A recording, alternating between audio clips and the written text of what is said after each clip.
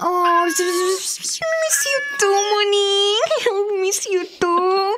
Ay, miss niya na ako. Oh. Ate, ikaw talaga. Aalaga-alaga ka ng pusa tapos iniiwan-iwan mo lang dito sa bahay. Nung usapan natin, diba, 2 araw ka lang mawawala? Bakit naman umabot ng 5 araw? Ginawa mo akong babysitter ni Muning. Huwag ka mag-alala. Dadagdagan ko ang bayad ko sa'yo. Thank you sa pag-aalaga mo kay Muning, ha? Saan ka ba kasi nagpunta, ate? Huminga lang ako ng konti. Ikaw, akala ko ba big girl ka na, Lisa? Nandito naman sina mama at papa. Ang clingy mo pa rin. Ate Liana, nag-aalala lang naman din ako sa'yo kasi... Kasi ano? Alam namin ni na mama at papa yung nangyari. Anong ibig mo sabihin, bunso? Alam namin na break na kayo ni Kuya Anthony. Wala ng tatay si Muning. Okay lang ako. Sabi ko, diba, hihinga lang ako. Ito naman, bumalik naman ako ng buhay, diba? Buhay ka nga bumalik, ate. Pero halata pa rin na malungkot ka. Sige na, bunso. Pasok na kami ni Muning sa kwarto, ha? O eto, tinagdagan ko yung bayad ko sa'yo ng 500 para sa extended na araw ng pagbabantay mo kay Muning. Thank you! Ate, siguraduhin mong okay ka lang, ha? Thank you, Lisa. Sige na.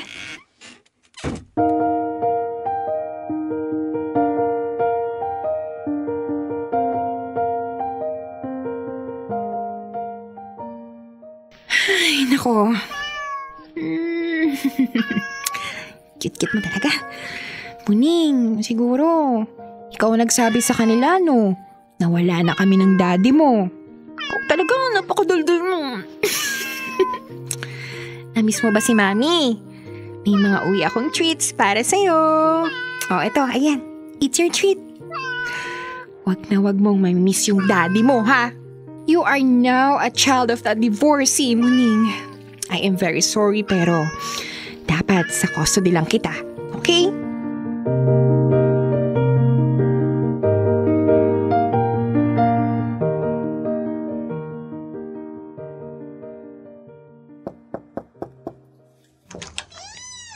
O anak, gising na pala kayo ni Muning.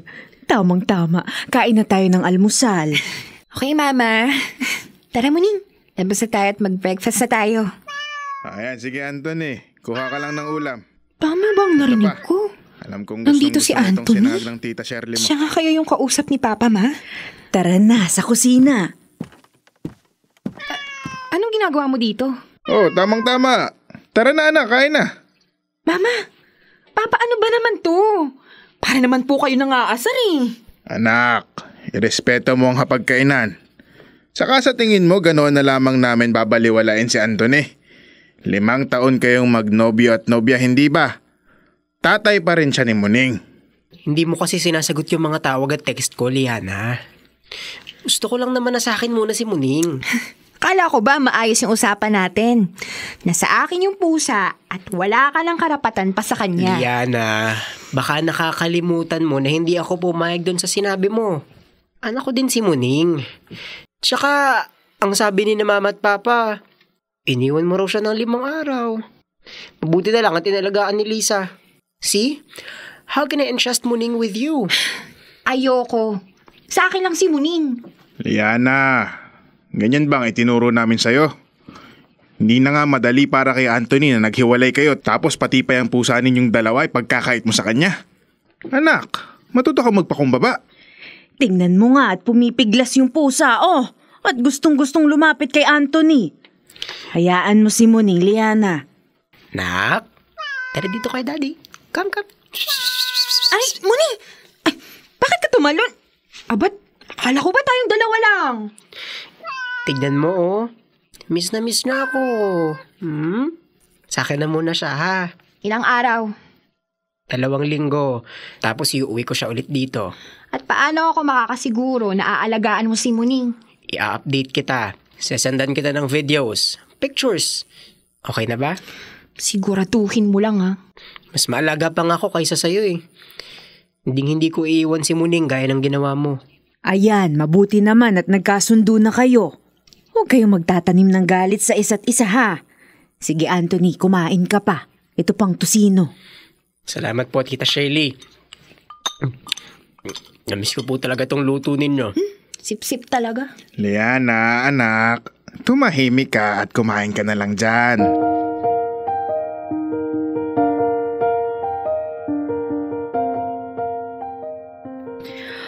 O anak, bakit naman nakasimangot ka? Paano, Mama? Binigay niyo na si Muning kay Anthony. 3 araw na akong walang katabing matulog. Miss na miss ko na yung pusa ako. Liana, anak, ipaalala ko lang sa'yo ha. Pusa niyong dalawa ni Anthony yun. 2 taon yung kasama si Muning. Hindi ganun kadali na iwan na lang bigla ni Anthony yung pusa sa'yo dahil espesyal din para sa kanya si Muning. Saka anak, ikaw ang may kasalanan sa kanya, hindi ba? Naman. Huwag niyo naman pong ipaalala yun. Na-fall out of love lang po talaga ako kay Anthony. Liana, hindi mawawala ang pag-ibig mo kay Anthony kung hindi mo hinayaang pumasok sa buhay mo si Cyrus. Mama, paano pong hindi ko mas pipiliin si Cyrus? Mas ramdam ko ang pagmamahal niya sa akin. Pero anak, kayo pa ni Anthony noong mga panahon na yon, hindi ba? Mali na nag-e-entertain ka ng iba habang kayo pa ng nobyo mo. Buong akala namin ay magkaibigan lang kayo niyang Cyrus na yan. Ayun pala'y nagliligawan na kayo. Sinigurado mo lang na talagang seryoso sa'yo si Cyrus bago mo iniwan si Anthony. Ang bait-bait ni Anthony sa'yo, anak. Yung pusa lang ang gusto niya. Ay huwag mo nang ipagkait yun. Kailangan niya yun dahil nalulungkot siya panigurado. Ma, mas gusto ko lang po talaga si Cyrus. Oo, alam ko. Kaya nga mas pinili mo siya kesa kay Anthony. At yung 5 araw na nawala ka, saan kayo nagpunta? Pinasyal niya po ako dun sa probinsya nila, dun sa Catanduanes. Marami rin kaming napuntahan ni Cyrus. Pinakilala nga din niya po ako sa pamilya niya eh. Ilang buwan na kayong magkarelasyon? 3 buwan po. Huwag mo nang uulitin ang manakit anak ha. Abat pagkahiwalay mo kay Anthony, naging kayo agad ni Cyrus.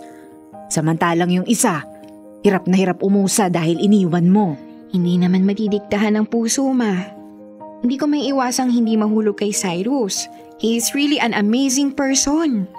Kung makikilala mo lang po sana siya, ayaw niyo naman po kasing pumunta siya rito. I'm sorry anak, pero desisyon namin ng tatay mo na hindi mo na siya i-welcome dito. Hindi namin gustong i-tolerate yung nagawa mong mali. Hindi pa namin kayang humarap sa taong naging dahilan kung bakit nawala ang relasyon niyo ni Anthony at kung bakit nakapanakit ka ng damdamin ng iba. I'm really sorry, ma. Nagloko ka, Liana.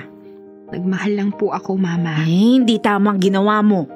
I'm really sorry po, ma, pero hindi po ako nagsisisi na mas pinili ko si Cyrus. Huwag mo rin kaming sisihin kung bakit pinakikitunguhan pa rin namin ng mabuti si Anthony.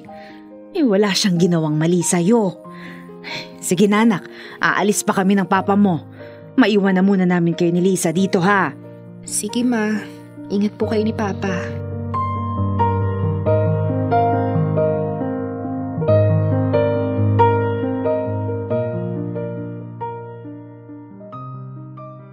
Dear love, totoo ang sinabi ni Mama. Walang ginawang mali si Anthony sa akin. Walang rason para iwan ko siya. Mahal na mahal niya ako at palagi niya ding ipinadarama yun sa akin. Palagi niyang inuuna ang kasiyahan ko. Palagi niyang ibinibigay sa akin ang gusto ko. Maging si Muning na lagi ko lang sinasabi sa kanya na gusto ko ng British short hair na breed ng pusa. Na kahit pagkamahal-mahal ay binili niya para sa aming dalawa. First child namin kung maituturing si Muning. Masaya kaming dalawa sa co-parenting sa aming fur baby. Sobrang laki ng tiwala sa akin ni Anthony na hindi niya kailanman inisip na balang araw ay iiwan ko siya. Lalo pa ang ipagpalit siya sa iba. Masisisi mo ba ako? Cyrus is my dream guy. Lahat ng katangian na gusto ko sa isang lalaki, mapapisikal man at ugali, ay nasa kanya. He's an ideal type. Mas mahal ko siguro ang sarili ko kaysa kay Anthony. Dahil mas pinili ko ang pansarili kong kaligayahan, kaya mabilis ko siyang iniwan for Cyrus. Minsan lang may Cyrus na darating sa buhay ko. Bakit ko papapakawalan? Bakit ko babaliwalain ang nararamdaman namin sa isa't isa? Bakit ko ipagkakais sa sarili ko ang tunay na kaligayahan? Nagpatuloy ang co-parenting namin ni Anthony sa aming fur baby.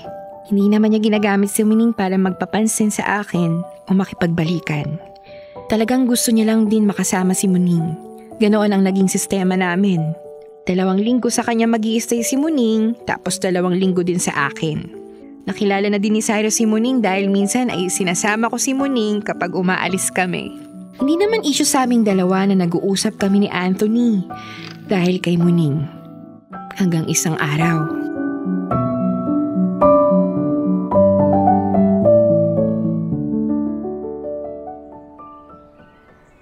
Liana, kailangan mo ba talaga mag-reply sa ex mo every time na mag-a-update siya about kay Muning? Magkasama tayo ngayon and months na rin natin.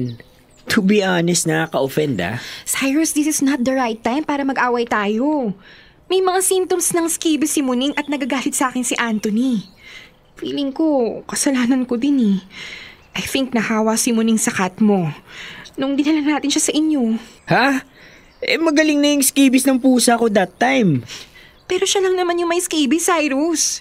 Tingnan mo nga, iyak nang iyak si Muning dahil sa kate. Hindi ko pwedeng baliwalain yung updates ni Anthony sa akin. So habang buhay kayong mag-uusap dahil may anak kayo? Liana, alam kong mali itong sabihin but pusa lang si Muning. Okay? Hindi siya bata. Di siya tao. Don't act as if para talaga kayong divorce couple na may anak. Ngayon pa talaga, Liana. Nagplano ako ng date natin and activities ngayong araw and here you are, mayat mayang nakatingin sa phone dahil kausap mo yung ex mo. I'm sorry, Cyrus. Ba't kasalanan mo din naman to eh? Bakit mo hinayaan na pumunta kami ni Muning sa inyo knowing na may scabies pala yung alaga mo? Alam mong may risk yun, di ba? At pwedeng mahawa yung alaga ko. Hindi mo ko pwedeng pagalitan. Lalo na ngayon dahil alam mong may kasalanan ka din. Pwede bang kahit ngayon lang, Liana? Focus on me. Pwede bang huwag mong kausapin yung ex mo? Kahit ngayon lang, please. Cyrus, look. Nakita mo ba tong picture ni Muning, ha? My God, Liana. Gagaling din yung Muning na yan. Gumaling yung pusa ko, di ba? Ano, sisirain mo talaga tong araw natin? Dahil lang dyan? Seryoso ka ba? Cyrus, pwede bang huwag ka muna magalit sa akin ngayon? Alam mo, ang mabuti pa, ihatid mo na lang ako dun sa vet na pinagdalhan ni Anthony kay Muning. God, Liana, nag-leave ako sa trabaho para sa araw na ito. Kung hindi mo sana ipinahamak si Muning, hindi mangyayari to. Kaya dalhin mo ako sa vet. Sobrang unreasonable mo, Liana. Look who's talking. Kung mahal mo pa si Anthony, sabihin mo lang. Hindi yung ginagamit nyo pang excuse ang pusa nyo. Wow, Cyrus! Ngayon naman kino-question mo yung feelings ko para sa'yo. Baka nakakalimutan mo. Nag-cheat tayo kay Anthony. At ikaw ang pinili ko, di ba? Tapos pinag-iisipan mo ako na mahal ko pa yung ex ko? Kala ko ba may concern ka sa mga pets mo? Pero bakit hindi mo nakita yung importansya ni Muning sa buhay ko? Bilang alaga ko. Bilang anak ko. Pwede ba ialis mo sa kukote mo na pag-aari namin ng ex ko si Muning? For once, isipin mo ko. Yung nararamdaman ko, Cyrus. Bakit nagkaroon ng scabies si Muning? Dahil sa'yo. Dahil sa alaga mo. Dahil sa kapabayaan mo. Bear with it. Bear all the consequences, Cyrus. Alam ko ang pinasok ko nung mas pinili kita kaysa kay Anthony. Kaya sana ikaw din. Ito yun, Cyrus. Ito yung isa sa mga consequences. You got to learn how to deal with it. Hindi pusa lang si Muning para sa akin. Mahal na mahal ko siya. Kaya kung mahal mo talaga ako, dalhin mo ako sa vet ngayon na. Fine. I'm really sorry, okay? Calm down now. Kailangan pa talaga nating mag-away. Kailangan ko pa na sumigaw sa'yo para lang maintindihan mo ako. Cyrus, mahal kita. You know that. Pero this time, kailangan ako ni Muning. Stop crying, Liana. I'm really sorry. Alright, let's go. I-send mo sa akin yung location ng vet. Puntahan natin si Muning.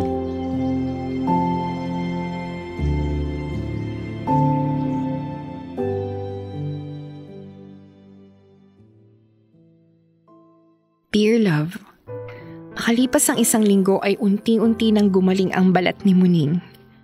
Hindi na rin kami nag-aaway ni Cyrus patungkol sa co-parenting namin ng ex ko sa aming fur baby.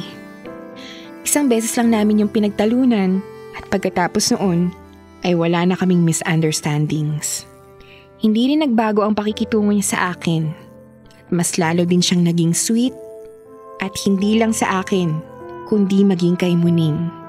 Mag-4 na buwan na kami at masasabi kong hindi ako naging ganito kasaya sa piling ni Anthony. I can say na si Cyrus pa lang talaga ang lalaking minahal ko ng ganito. Sobrang saya ko. Ganito ang pakiramdam na parehas niyong mahal ang isa't isa. Yung tipong ayaw mo siyang mawala sa buhay mo. At higit sa lahat ay palagi mo siyang pinipili sa araw-araw. Si Anthony ay wala pa ring girlfriend hanggang ngayon. Pero hindi naman siya nagpaparamdam sa akin o kaya naman ay nagpapapansin para makipagbalikan. Talagang ganon niya kamahal si Muning at hindi ko ipagkakait yun sa kanya. Ang pusa na mahal naming dalawa.